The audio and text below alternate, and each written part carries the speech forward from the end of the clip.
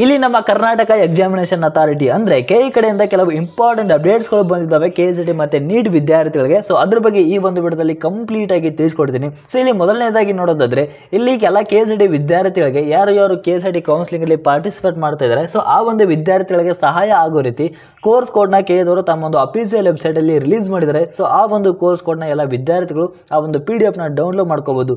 ಇದರ ನಂತರ ಎರಡನೇದಾಗಿ ಸ್ಪೆಷಲ್ ಕ್ಯಾಟಗರಿ ವಿದ್ಯಾರ್ಥಿಗಳಿಗೆ ಸಂಬಂಧಿಸಿದಂತೆ ಎಲಿಜಿಬಿಲಿಟಿ ಲಿಸ್ಟ್ ರಿಲೀಸ್ ಮಾಡಿದರೆ, ಸೊ ಅದನ್ನು ಕೂಡ ಡೌನ್ಲೋಡ್ ಮಾಡ್ಕೊಂಡು ಚೆಕ್ ಮಾಡ್ಕೋಬಹುದು.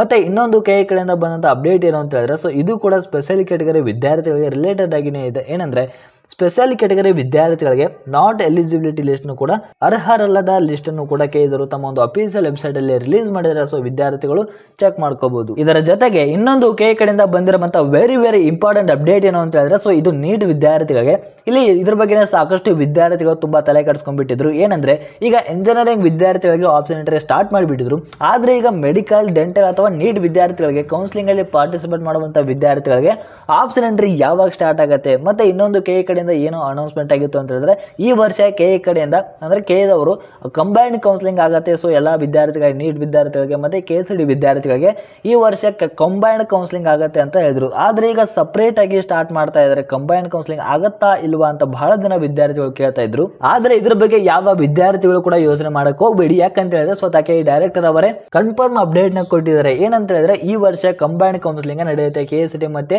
ನೀಟ್ ವಿದ್ಯಾರ್ಥಿಗಳಿಗೆ ಕಂಬೈನ್ಡ್ ಕೌನ್ಸಿಲಿಂಗ್ ನಡೆಯುತ್ತೆ. ಸೊ ಇದ್ರ ಬಗ್ಗೆ ಯಾವುದೇ ಒಂದು ಡೌಟ್ ಬೇಡ ಅಂತ ಸ್ವತಃ ಕೆಇ ಡೈರೆಕ್ಟರ್ ಅವರು ಹೇಳಿದ್ದಾರೆ.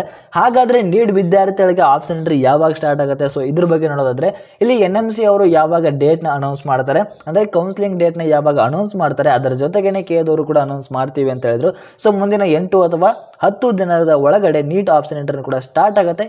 ಸೊ ಇದ್ರ ಬಗ್ಗೆ ಯಾವ ವಿದ್ಯಾರ್ಥಿಗಳು ಕೂಡ ಯೋಚನೆ ಮಾಡಕ್ ಹೋಗ್ಬಿಡಿ ಅಂತ ಸ್ವತಃ ಕೆಇ ಡೈರೆಕ್ಟರ್ ಅವರು ಹೇಳಿದ್ದಾರೆ. ಸೊ ಇದೇ ತರ ಲೇಟೆಸ್ಟ್ ಆಗಿ ಅಪ್ಡೇಟ್ ಬೇಕು ಅಂದ್ರೆ ಪ್ರತಿಯೊಬ್ಬರು ಕೂಡ ಸಬ್ಸ್ಕ್ರೈಬ್ ಮಾಡ್ಕೊಳ್ಳಿ. Thank you.